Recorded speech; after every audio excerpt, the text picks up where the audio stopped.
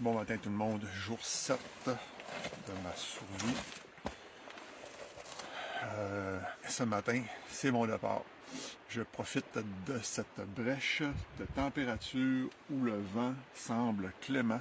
7 jours en forêt, sans nourriture, en mode survie. C'était quoi le plus gros défi que vous avez rencontré pendant ces 7 jours-là? C'est sûr qu'en tant qu'instructeur, le défi n'était pas de s'abriter, de ne pas souffrir du froid, de l'hydratation, c'était de se nourrir. C'était vraiment de se nourrir. Surtout qu'on considère qu'au mois de novembre, la cueillette n'existe plus.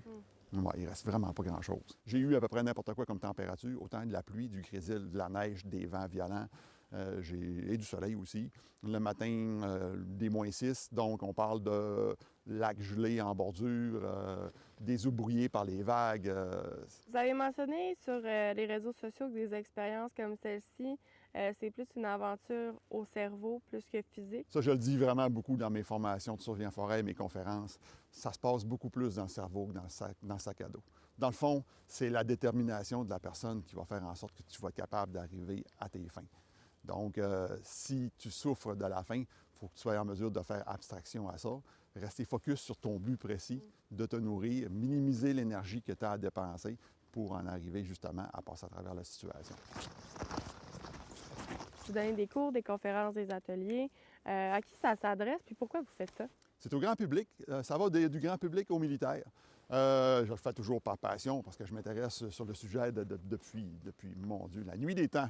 Je veux sensibiliser les gens à être en mesure de se sortir ou de passer à travers un passage obligé en forêt suite à ce que quelqu'un se soit perdu, égaré d'une randonnée. Parce que statistiquement, au Québec, sais-tu combien de personnes se perdent par année? C'est 200 personnes au Québec. 200. C'est quand même important. Là. Puis la plupart du monde, ils vont partir puis ils vont être mal équipés. Là, j'ai vraiment plus de jus, je suis vraiment très fatigué.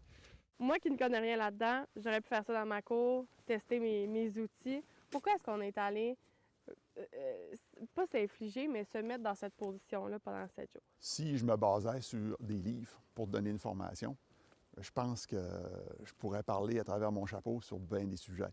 C'est en s'exposant justement à ça qu'on est capable de voir comment est-ce qu'on va être en mesure de rebondir face à la situation. Donc, comme je le dis souvent, c'est en s'exposant à l'adversité qu'on développe l'esprit de résilience.